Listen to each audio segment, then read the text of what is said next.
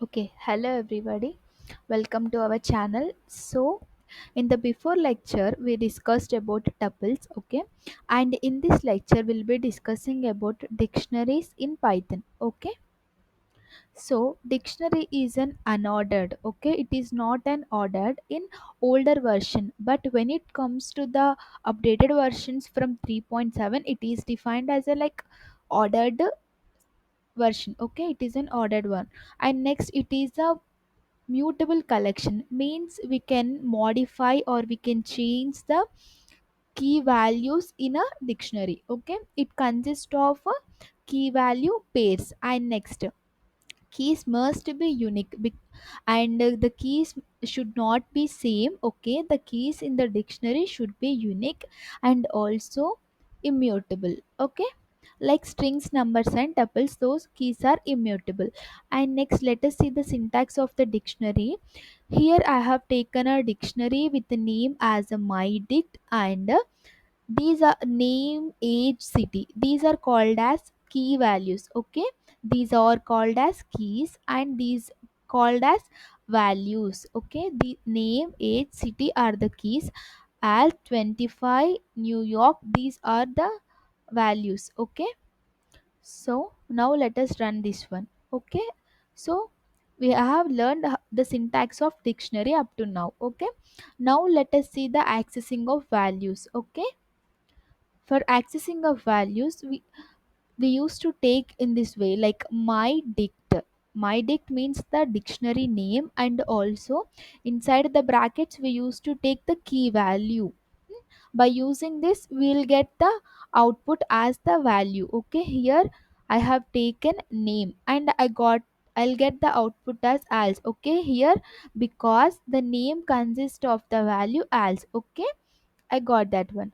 And next, print mydic dot get. Okay, get, it is also used same as the before method, but it is safer and returns none if the key does not exist. That why we use get method. Okay, it will also give the same output. Okay, it clear up to this topic. Now let us discuss some methods in the dictionary with examples. Okay, the first method get. As we discussed before, we have the syntax of the get is key and default. By default it will take none. Okay, and returns the value of the key if present. Okay, else return default. So let us see some examples. Okay, print mydic dot get city. Okay, here we have the city key with the value as New York. Okay, you'll get that output here. Okay, so if we want to change it, here we have to change here country comma USA. Here we have changing the country and USA. Okay, we got this as output. Okay, this is the key and this is the value here. Okay, so after that keys method, so returns a view object with all the keys. Okay, so it returns the key values present in the dictionaries, means it returns the all the keys in a list format. Okay, you can see the output here. Here I have printed mydic dot keys and I got the output as name, age, city, all this in a list format with the elements. Okay, so let us discuss another method, values. Okay, it returns the whatever the values is present in the dictionaries. So dot keys method is used to get the key values and values for values in the keys. Okay, in the dictionaries. Okay, here we got the output. And next method is items. It will return the items. A, it returns a view object with key values tuple pairs. Okay, you can see the output here. So every key value will get as a tuples here. Okay, you can see here the output. Okay, so now let us discuss the update method. Okay, so it updates the dictionary with key value pairs from another dictionary. Okay, so here you can see the example. Mydic dot update age equal to 30, country USA. Okay, before that we have the age as 25 and country as New York. We have changed the country as USA and the age as 25, and you can see the output also. And the pop method is used to remove the key and also it returns the value, same as we discussed before. Okay, here I have taken a age variable and my dict dot pop age. Okay, here I have popped the age from the dictionary, you can see. And also, as I said before, the pop method will also returns the value. Okay, here you can see the output. And if I print the output of like my dictionary, you can see the output. The age is not visible because we popped the age from this dictionary. Okay, and pop item, it will remove the entire key value pair. For that we use pop item. Okay, last item, here I have taken a variable as last item which is equal to my dig dot pop item and print the last item. You can see the output here. And the next one is clear, it remove all the elements in the dictionary. Okay, same as we discussed it in a list and tuples. Okay, it performs the same method here. It will clear the entire dictionary. You can see you'll get the output as empty one. And copy, it returns a shallow copy. Here I have taken a original dictionary, a equal to 1 and b as 2 key value pairs. Here I have taken. And next, copy dict, here I have taken another variable equal to original dot copy. Okay, and next I am printing this one.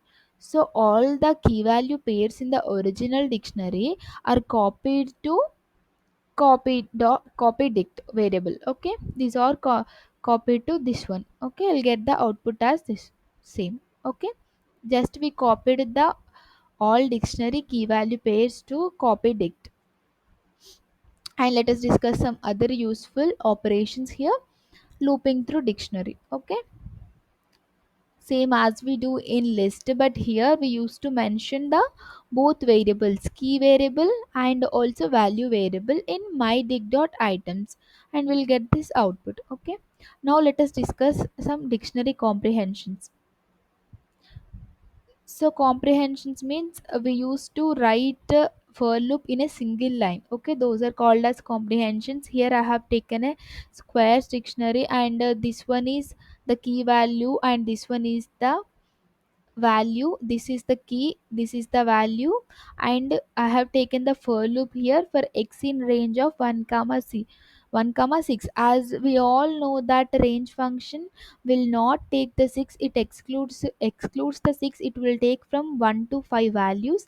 After printing the squares, we'll get this as output. Okay, first the loop starts from 1, so that's why you'll get the output as 1. After that, we have taken the square values as it value for the key, and next 1 into 1 will get as 1.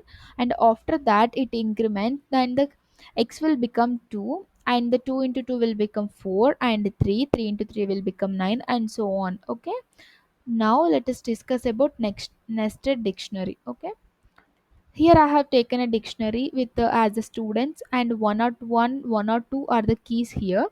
So I have taken these values as a dictionary. Okay, these type of dictionaries are called as nested dictionaries. Okay, we used to take dictionary as a value in a dictionary. Those type of dictionaries are called as nested dictionaries. Okay, so name as grade A. Okay, all we have taken a dictionaries as a values here. And to print that one, we used to print like, first we have to mention the key, and after that then this one key inside the value. You can see the output here. And let us discuss the summary. And we have discussed about the get method, it is safe way. And if the value does not exist, it will return none. And also we discuss the key, it returns all the keys. And values, it return all the values and items.